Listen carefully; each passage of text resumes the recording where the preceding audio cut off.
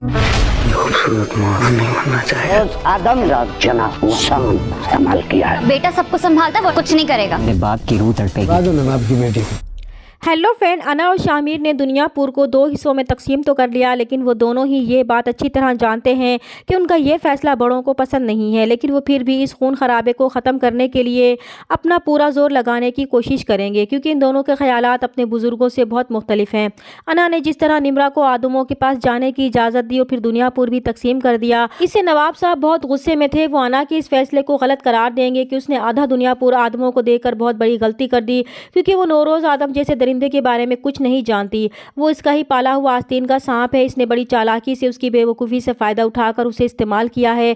बगैर लड़े ही उसने आधा दुनियापुर फतह कर लिया, और जब वो जेल से रिहा होकर आएगा तो नवाबों से बाकी दुनियापुर भी छीन लेगा। लेकिन अना, जो शामिर के वादे पर ट्रस्ट कर चुकी है, वो समझती है कि अब दुनियापुर के आधे हिस्से पर शामिर का कंट्रोल है, तो इस मुआहदे के मुताबिक वो दोनों एक दूसरे को नुकसान नहीं पहुँचाएंगे। उसे शामिर के इस मुआहदे पर मुकम्मल भरोसा था कि वो अपने मुआहदे से फिरने वाला नहीं है। इसलिए वो नवाब साहब को जवाब देगी कि उसके नज़दीक अब नौरोज़ आदम की कोई अहमियत नहीं है, क्योंकि इसका बेटा इस वक्त सब कुछ संभाल रहा है। उसे यकीन है कि वो ऐसा कुछ भी नहीं करेगा, इसलिए उन्हें परेशान होने की ज़रूरत नहीं है। लेकिन ज़मीर चाचा भी नवाब साहब की इस बात से मुत्तफिक है। वो जानता है कि नौरोज़ आदम जैसे ही जेल से बाहर आएगा तो नवाबों के हिस्से का दुनियापुर भी छीन लेगा। इसलिए वो अना से अपने तजर्बे के मुताबिक बताएगा कि आदमों के खून में बेवफाई है।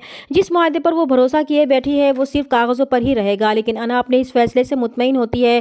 दूसरे तो नौरोज़ आदम जेल से रिहा होकर आ जाएगा तो वो सबसे पहले अपने वफादार ज़बरदस्त कसाई के बेटे के पास पुरसे के लिए जाएगा। तो ज़बरदस्त कसाई का बेटा नौरोज़ आदम से अपने बाप की मौत का बदला लेने की बात करेगा और कहेगा कि पूरी कसाई बरादरी यही चाहती है कि जब तक वो अपना बदला नवाबों से नहीं ले लेते चैन से नहीं बैठेंगे।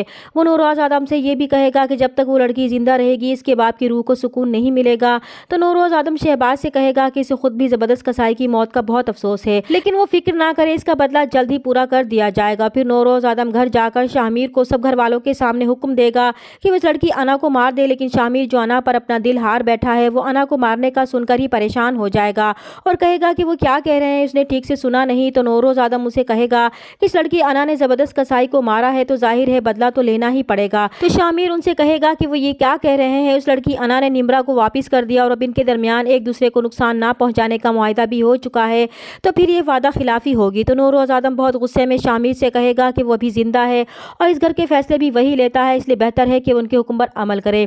यहाँ पर तो शामिर खामोशी से चला जाएगा, लेकिन वो अना को किसी भी सूरत में मारना नहीं चाहता, इसलिए वो रात को अपनी जान खतरे में डालकर नवाबों के घर तक पहुंच जाएगा। और फिर अना के कमरे में जैसे ही वो खिड़की के जरिए दाखिल होगा तो अना शामिर को अपने कमरे में देखकर हैरान रह जाएगी। तो शामिर उसे कहेगा कि वो यकीन कर ले कि वो शामिर ही है। तब अना फौरन इस पर पिस्टल तानेगी और कहेगी कि वो मौत से सिर्फ कुछ फासले पर है। तो शामिर यहाँ पर अपनी पसंदीदगी का इजहार करता है कि जब सामने इतनी खूबसूरत मौत हो तो कौन नहीं मरना चाहेगा। तो अना भी शामिर की इस मोहब्बत भरी बातों में आ जाएगी। तो शामिर अना से कहेगा कि उसे ये बताने आया है कि इसके बाप ने उसे मारने का हुक्म दिया है, लेकिन वो इससे मोहब्बत कर बैठा है, उसे अपने वादे का पास भी है और आज वो इसकी जान बचाकर अपना एहसान भी उतारना चाहता है। तो अना बहुत हैरान होगी और फिर शामिर अना को मारने का दिखावा करेगा ताकि नौरोज़ आदम को मुतमईन कर सके। इस तरह इन दोनों की मोहब्बत का आगाज़ हो जाएगा। चैनल पर नए हैं तो प्लीज़ चैनल को सब्सक्राइब कर लें। मिलते हैं नेक्स्ट वीडियो में, तब तक के लिए अल्लाह हाफिज़।